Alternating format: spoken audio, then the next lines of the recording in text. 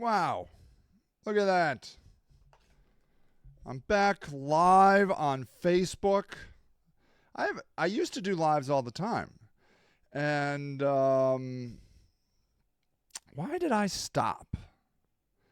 I guess I just stopped because I didn't think I had anything new to say. I didn't think, like the Facebook Live was called Sage Against the Machine. It was my podcast, and you can still, that's out there. Like, those are all archived. It came from a place of anger and outrage. I was outraged. I'm outraged. Like the Rage Against the Machine people. They really spoke to me. They're just outraged. And I think that I did that. I need to go see when I started the Sage Against the Machine podcast. I wouldn't be surprised if it came about during the Black Lives Matter movement. I was outraged. Or it was compounding on the fact that I was outraged about how we treat veterans in this country, pregnant women, senior citizens.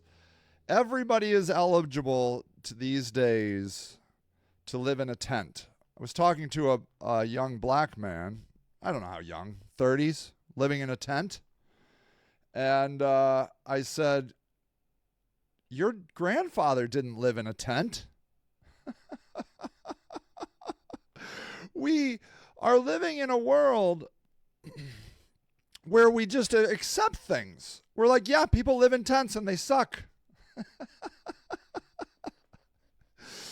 We need to get these I know one thing. We need to get these tent people off the sidewalk. Like, we have always had tent people on the sidewalk. We have a bad habit as beings to believe that what is happening right now is what has always happened.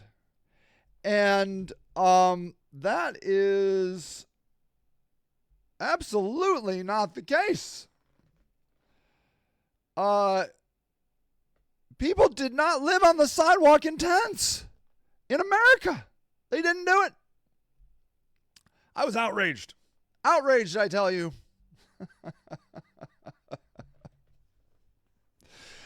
And I think that there are many people that share my outrage of the world. And then, we got into decolonization and DEI. We're now doing land acknowledgements, which are really painful for me to listen to, because we're like, I acknowledge that my great granddaddy stole your land, and that was so wrong, but I'm not giving it back. So I got this idea where I would acknowledge your existence. Shauna, hi Shauna. It says, we're taking advantage of beings with pharmaceutical drugs, population control. It's terribly bothersome. Yes. Population control, pharmaceutical drugs, control is so correct that we as a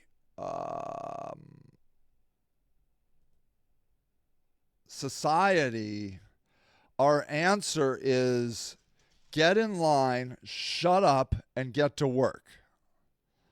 And I think that some people were like, whoa, wait a second. It's not that simple. No. It's been that simple forever. There are good people and there are bad people. And good people go to work, they mow their lawn, And they sit inside quietly. Shauna says it's not plausible for everyone. Exactly, Shauna. That's exactly what I think we woke up to one day. Some of us woke up to it one day and said, hey,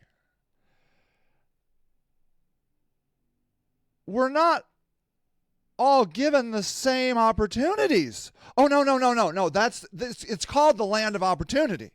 That's the secret. We're all given the same opportunity. And a lot of people believe that. Oh, yeah. If you are homeless or drug addicted or have had your house foreclosed on or can't pay your bills, that was your fault. You did that to you. This is the land of opportunity, you see. You have opportunity, and you're not taking your opportunity.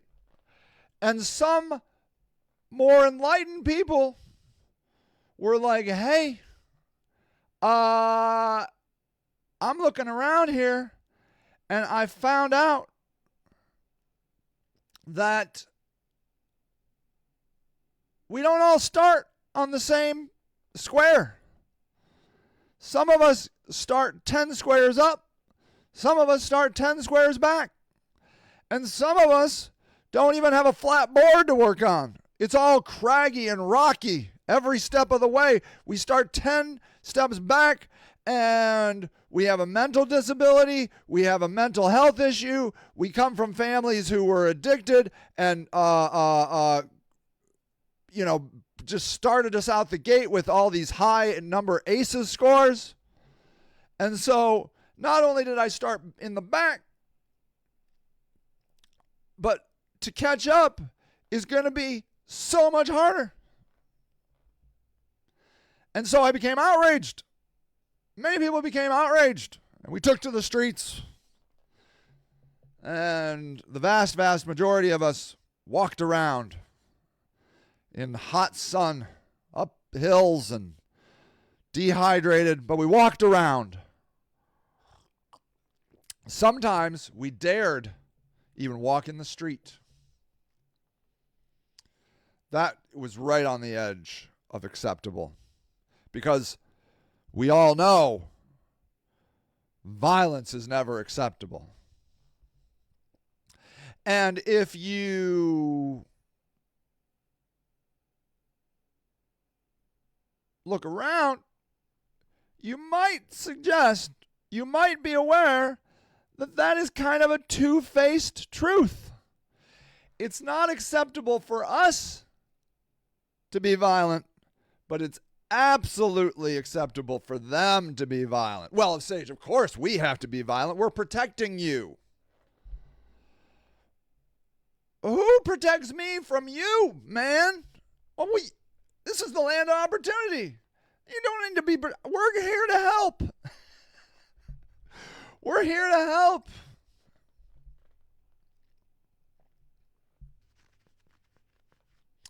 So I was outraged. The problem with outrage is it's exhausting and can lead to really dark and unfortunate places. Let me see. What is this guy's name? Columbus activist who committed suicide. Let's see if I can find this guy. So, was this the guy? Hold on. You can't... Well, here's just one. This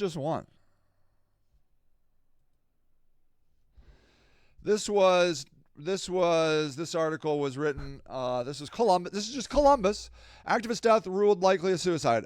Community activist Amber Evans likely died by suicide. The Franklin County Coroner's Office, an autopsy report on Thursday. Evans, 28, was reported missing. Died by drowning in the Scioto River and had toxic levels of over-the-counter drugs. Her cell phone, car found in separate locations. Prominent figure Evans was in protests around Columbus and heavily involved in Ohio's activist community. Tanya Fisher, Evans' mother, said she would like people to remember her daughter outsized compassion or dedicated to social justice. She wanted us all to be equal. Evans first became interested in activism when she joined the Occupy movement as a student at Ohio State. Joined journalism and photography, earned a master's degree in library science, Kent State University. Just down the road from me. My son's girlfriend goes to Kent State. The family was somewhat shocked that she'd taken this route, somewhat, because she seemed interested in becoming a librarian. Oh, not the killing herself, I'm sorry.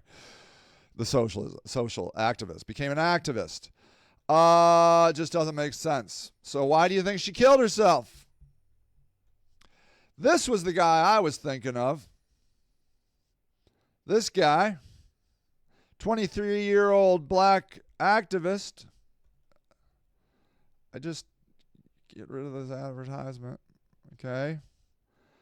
Prominent young activist killed himself on the steps of Ohio State House. I think he shot himself. You don't usually just shoot yourself on the steps of a state house as a form of suicide, unless you're trying to say something. We don't have any evidence to know the reason why he did it. We don't know why he did it. I don't know. He's probably just walking along. He's like, now's the time, a good time to kill myself. I love you all, he wrote. All of you. If we don't have to live through hell just to get to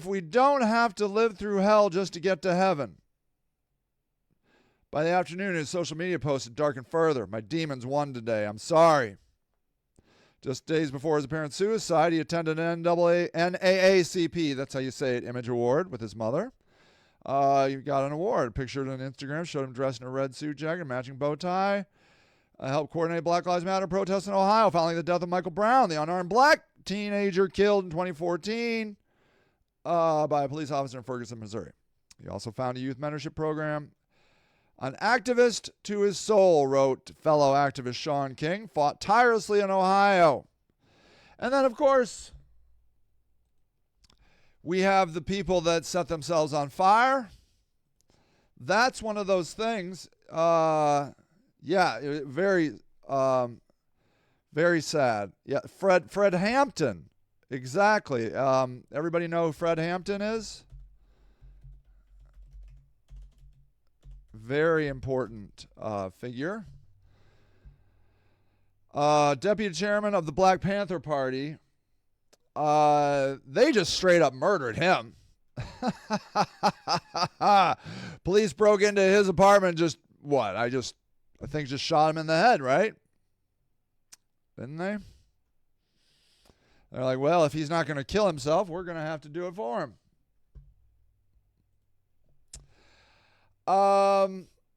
Violence was on my, Shauna says, violence was my doc, so on everything you are speaking some serious truth that needs spoken. Well, right. The truth must be spoken. We cannot get to salvation, whatever that is, by ignoring the truth. You get to salvation, again, sorry for that word, it's just the word that came to me, by going through the desert, not by avoiding the desert. You must go in and live it and internalize it before you can get to the other side. So I called this Monday Morning Church, and I think I'm going to try and do this every Monday morning. You see, we hold a church service for houseless people on Sunday morning. And we all get together. I go pick up some dumpster donuts. We get some coffee. We roll cigarettes. Now that it is legal, we smoke some marijuana. And we listen to music Usually I make a playlist. I don't make it. I ask people what they want to hear because I feel like the music of the day needs to cater towards the feeling of the community at the moment. You can't walk into a church service and be like, this will be the music of the day. That's not very community oriented, is it now? That sounds like another white man telling you how to think and feel, which is what got us into this problem to begin with.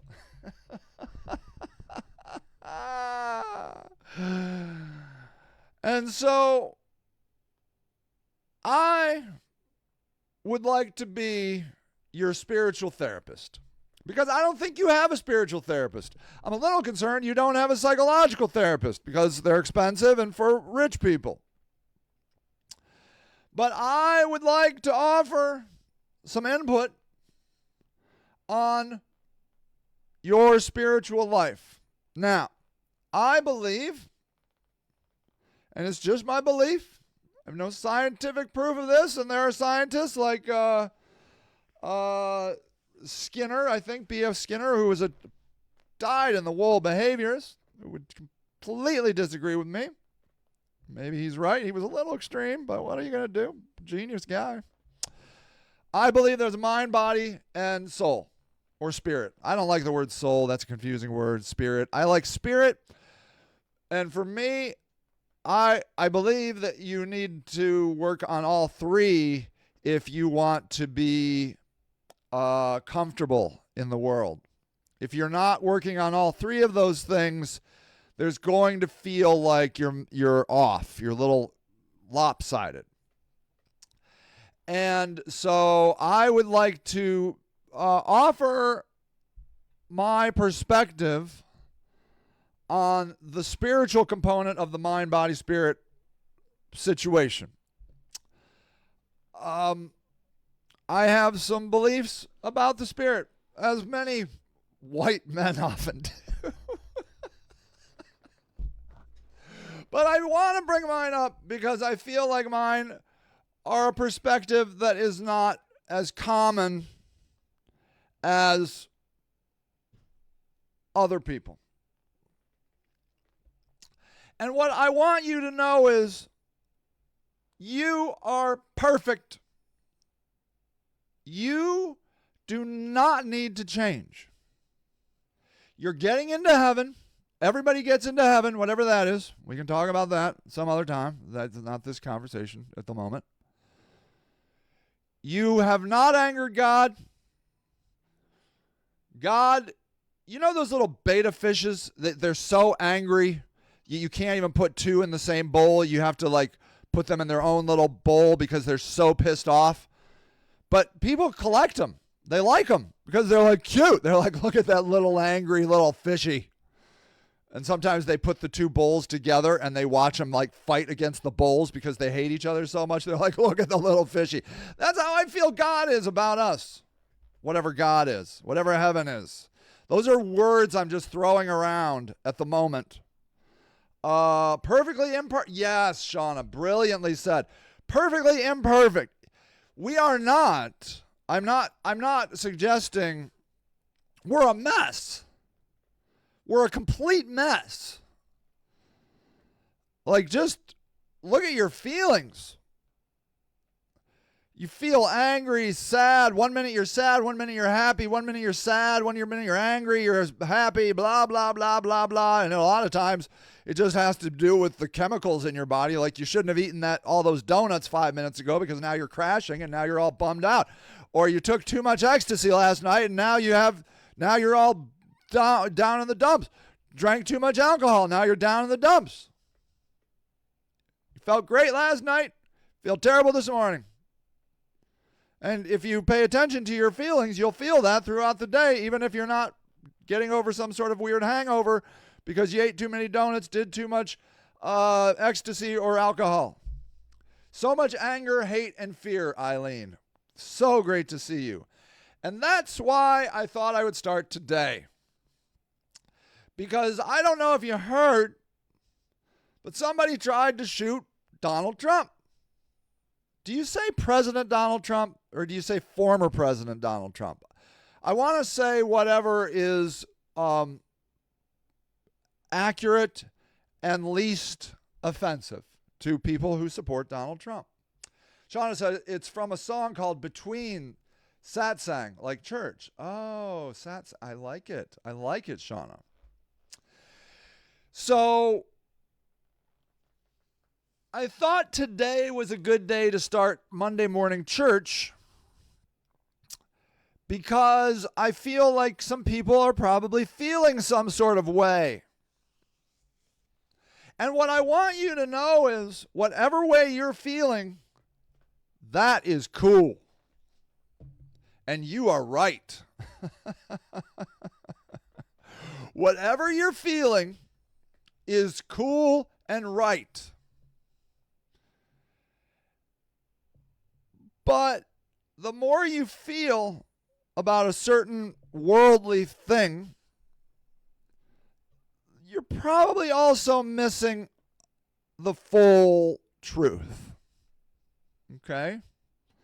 You're right, however you feel. And you are not irrational for feeling that way. I have learned that people who like to accuse other people of living a wrong life have not taken 2 minutes to talk to that person about how they came to that place in their life. They just do a really good job of Monday morning quarterbacking somebody else's entire existence. We all do it. It's fun to do. It's like a human. It was probably before we had TV, we sat around just judging people. Like you didn't have reality TV, you just had reality. You'd sit around the campfire and you'd be like, can you believe that guy? Look at that guy. That guy is a mess. Can you believe what she's doing? Oh, my Lord. Oh, my goodness. Gossip. We're story creatures. We love a good story. We get pulled in. And so we sit around judging people that we don't know, that we don't have any earthly idea who they are. But we know one thing, they're wrong. I know that for sure. Shauna says, have they ever personally lived before they judge? Right. Somebody once said, those without sin cast the first stone. Who was that guy? I can't remember his name. I forget. Anyways, doesn't matter. Doesn't matter who it was. Because the sentiment is the same.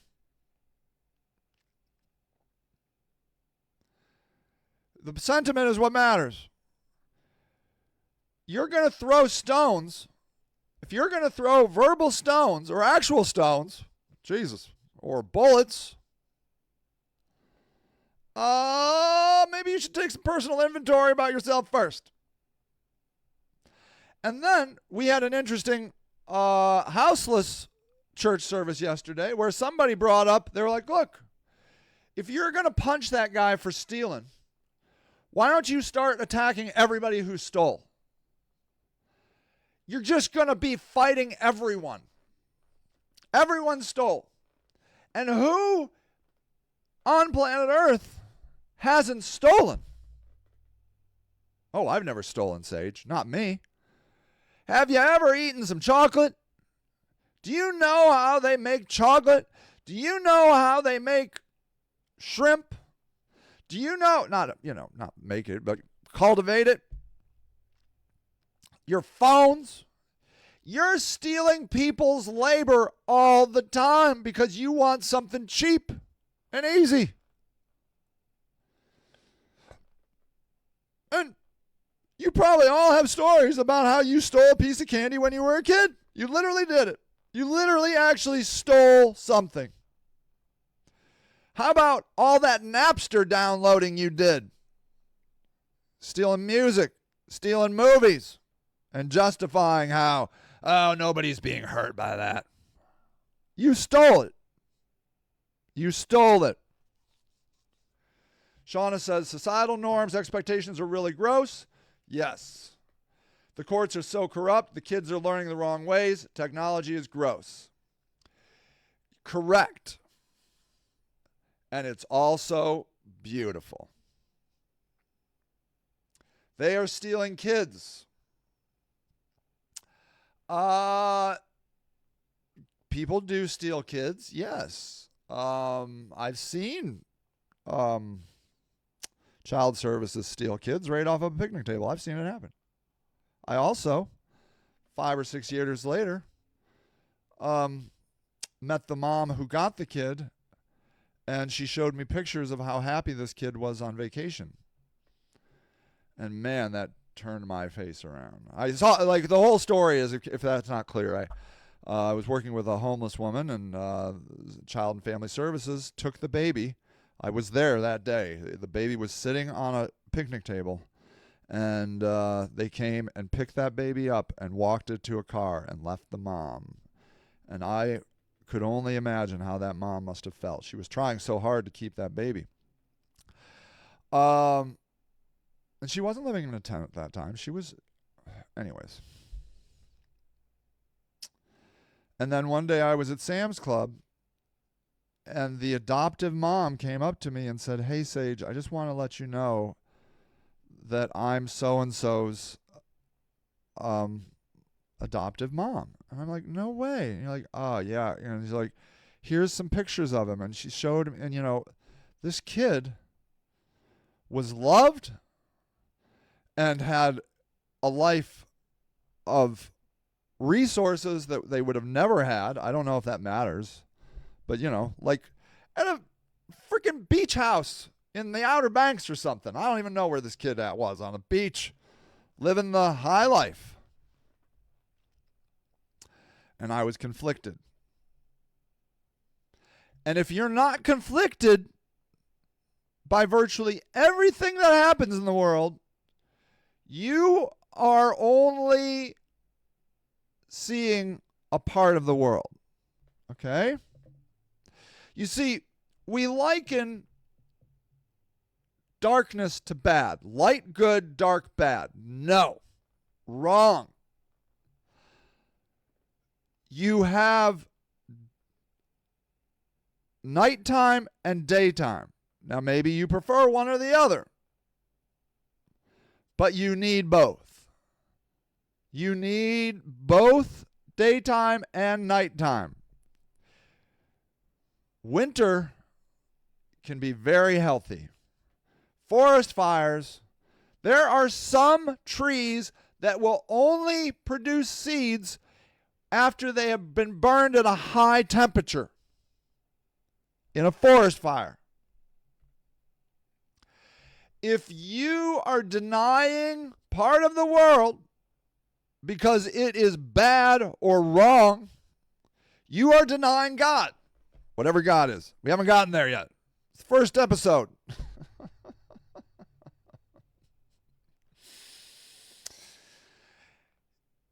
Chances are, if somebody's telling you you're bad, it's because you're making them feel uncomfortable, or you aren't being a good producer for society.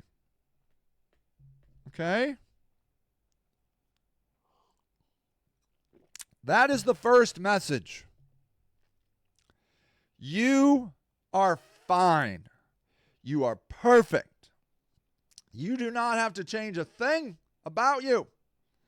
Shauna says there's a large amount of humans in the area that are being affected by parental alienation. The courts don't value love over money. That's true. I agree. You do need both. I see you walk the gray line as I do. Yeah, hope is powerful. You have to walk the gray line. I love that, Shauna. The gray line. You have to walk the gray line. You have to walk the gray line if you're going to work on your spiritual journey. And the reason you want to work on your spiritual journey is because sooner or later, your body is going to fail you. Your mind is going to fail you. Society is certainly going to fail you. And the only thing left will be the collective, the great, the cosmic one, God, whatever you want to call it. That is the only thing that will not fail you. Okay? That's what they talk about, right? God's always there. I want you to know that I believe I'm not going to tell you right now my personal leanings, but I'm going to say this. All spiritual beliefs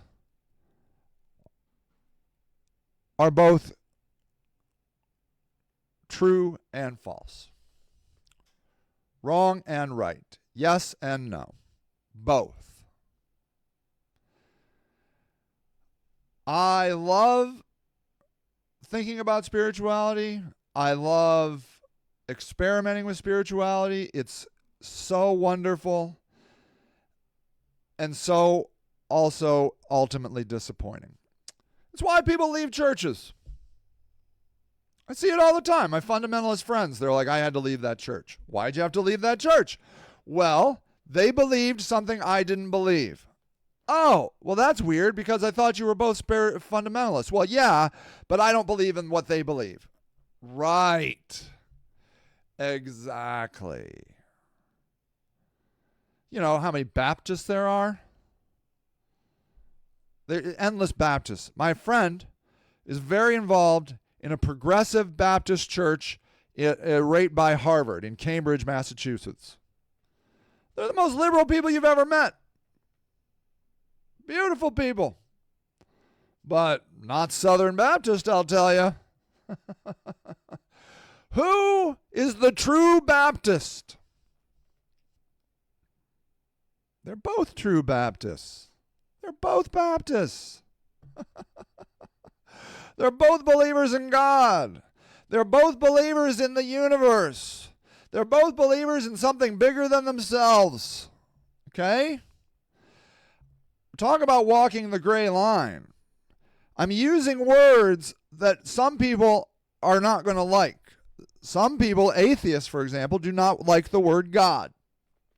Yet they are as fundamentalist as some of the most Christian fundamentalists I've ever met. They'll die on the hill of, there is nothing out there. Well, how the heck do you know that? Well, of course I know it. I've looked around. I read the science books. Did you? Did you read those science books? I know some people that read some books who said exactly the same thing on the other side of the coin.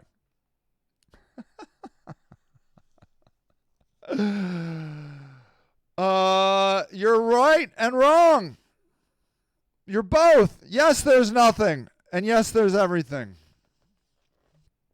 Yes, of course. Of course. We are taking like 10-dimensional items and trying to talk about them in one-dimensional words. Words are very static, very flat. Okay, give them 2 dimensions. I'll give them 2 dimensions. Okay, they're more than just a line. They're a plane. Okay, they're a plane. Words are 2-dimensional. The universe, scientists, I don't even know how many dimensions the scientists now think there are in the universe. I don't know, 10? They're just undershooting. Infinite dimensions. Of course they're going to get to infinite dimensions, just like they're getting to infinite universes. Infinite, infinite, infinite. And then we use these 2-dimensional words to describe the infinite. How silly. How silly. And it's fine to talk about them. That's fine. Because it gets you a little closer. But then when you're like, well, but my words are the right words. Your words are the wrong words. Then it gets just silly. You're just being silly. You really think your words are the only words? Yeah, that's actually what I believe. Okay, that's cool. You're not wrong. Your words are true. I agree with your words. And for you, if those words, and it's critical for you to only believe in those words so that you can get closer to God, then that is true. That's cool. We're cool. Now, when you start hurting me or hurting other people, telling them how they have to connect to God, now we're getting into silly world. We're getting into silly world. Because we have to get to the all our own way. Our own way. And it's the all. It's the everything.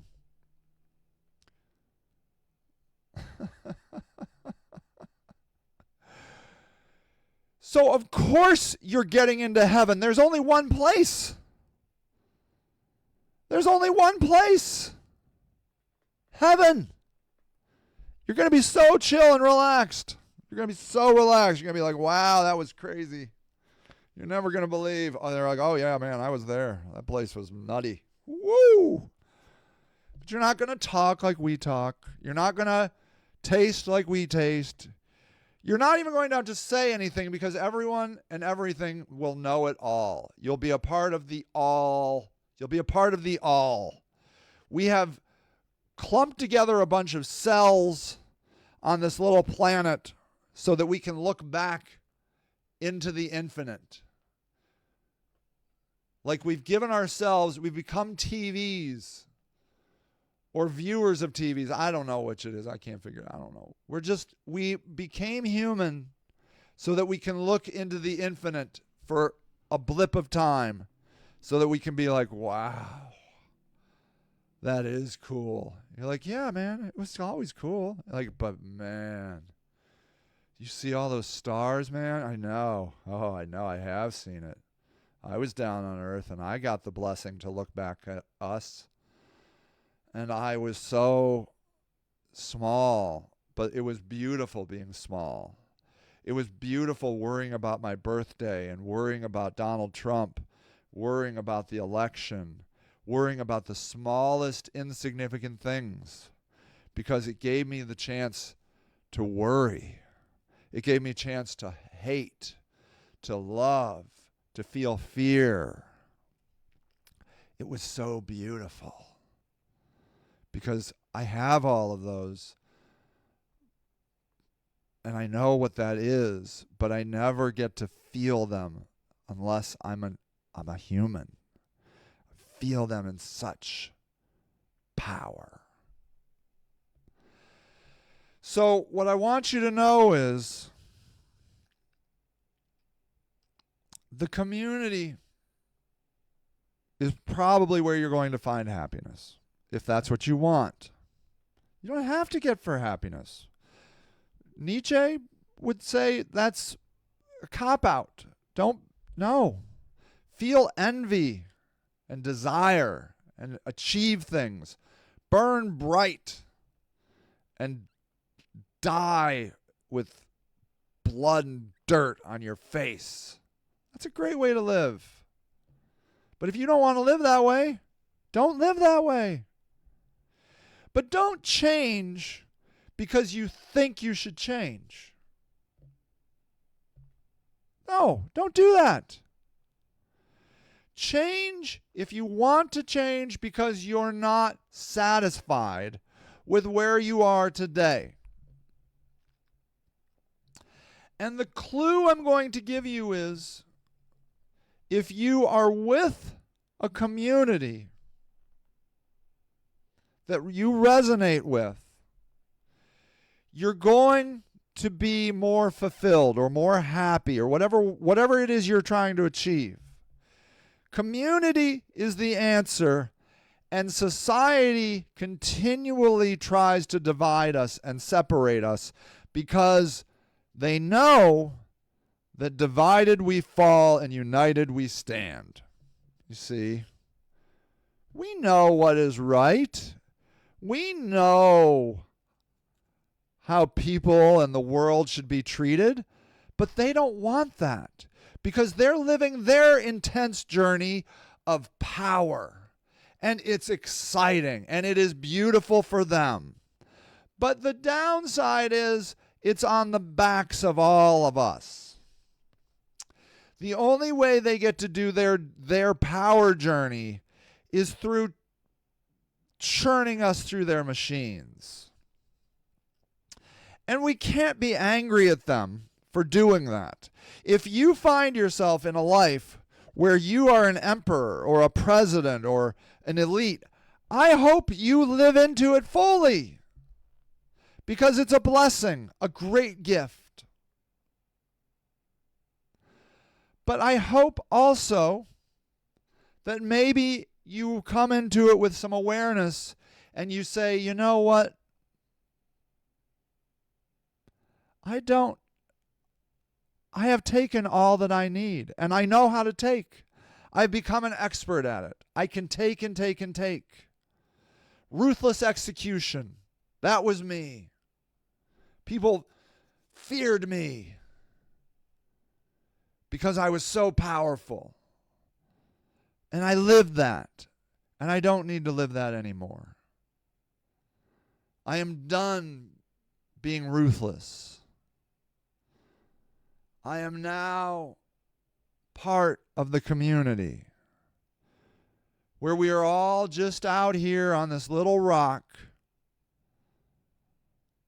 being so insignificant and so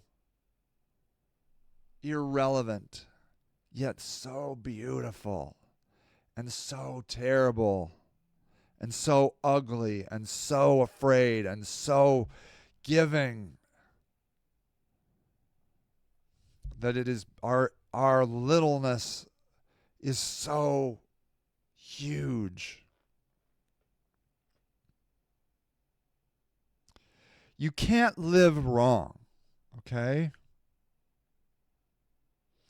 But if you're not happy, if you're not fulfilled, Achilles in that movie Troy, Brad Pitt, somebody says, what do you want? And he says, I want what all men want, more. Yeah, that's why you're never fulfilled. How many yachts, how many country clubs, how many skyscrapers do you have to build until you finally realize that that is not going to satiate you? Yes, you want more. But you're going to realize that more of the same is not going to get you there. I maintain what is going to get you there is a spiritual more. More connectedness. More universal understanding and connectedness. That is going to take you places that all the money and all the power in the world will never come close to touching. All right, y'all. I love you. Don't worry. You are fine.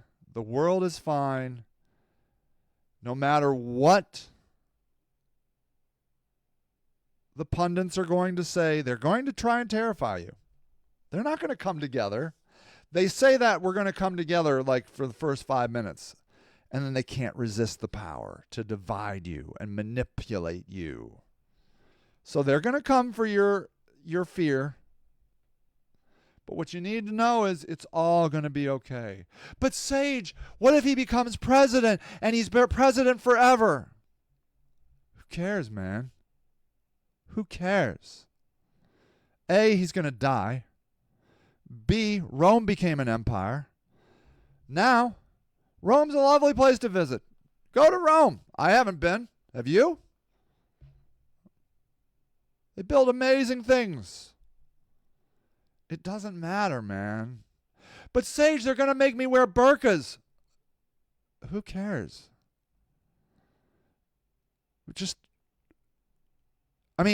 If you're ready to fight, then fight. That's great.